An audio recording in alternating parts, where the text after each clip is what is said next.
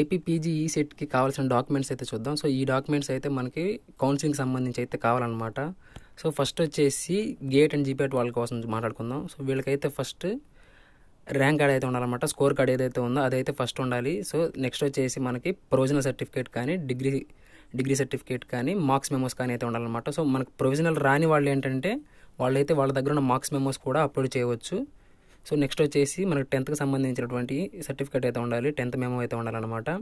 Next వచ్చేసి మనకు local proof కోసం అయితే స్టడీ సర్టిఫికేట్స్ 10th క్లాస్ నుంచి మన గ్రాడ్యుయేషన్ వరకు అయితే ఉండాలి. ఒకవేళ అవి కనుక మన దగ్గర లేకపోతే మాత్రం లాస్ట్ 7 years మనం లోకల్లో ఉన్నట్టయితే మనకి లోకల్ ప్రూఫ్ కింద రెసిడెన్స్ సర్టిఫికేట్ అయితే తీసుకోవాల్సి ఉంటుంది. సో అదనమాట. నెక్స్ట్ వచ్చేసి ఇంటిగ్రేటెడ్ కమ్యూనిటీ సర్టిఫికేట్ అంటే మన క్యాస్ట్ సర్టిఫికేట్ అయితే ఉండాలి.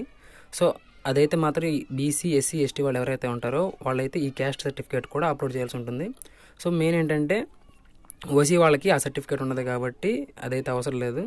నెక్స్ట్ వచ్చేసి రెసిడెన్షియల్ సర్టిఫికేట్ ఏపీ పీపుల్ ఎవరైతే ఉంటారో వాళ్ళైతే లాస్ట్ 10 yearsకి సంబంధించి అయితే ఇది కూడా ఉండాలన్నమాట. సో ఎవరికైతే రిక్వైర్ అంటే అడుగుతారో వాళ్ళైతే ఇది అప్లోడ్ చేయాల్సి ఉంటుంది, లేదా కౌన్సిలింగ్ అయితే మనం తీసుకోవాల్సి ఉంటుంది అనమాట. నెక్స్ట్ వచ్చేసి టీసీ అయితే ఖచ్చితంగా ఉండాలి.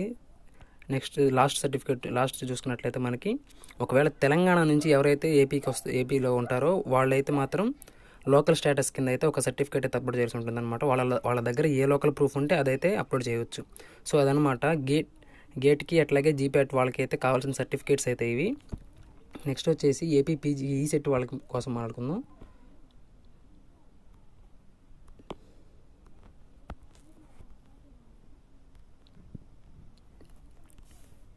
ఏపీ పీజీ సెట్ వాళ్ళకి కావాల్సిన చూసుకున్నట్లయితే సర్టిఫికేట్స్ అనేవి అట్లాగే డాక్యుమెంట్స్ వచ్చేసి AP PG set rank card ఒకటి, అట్లాగే హాల్ టికెట్ ఒకటి.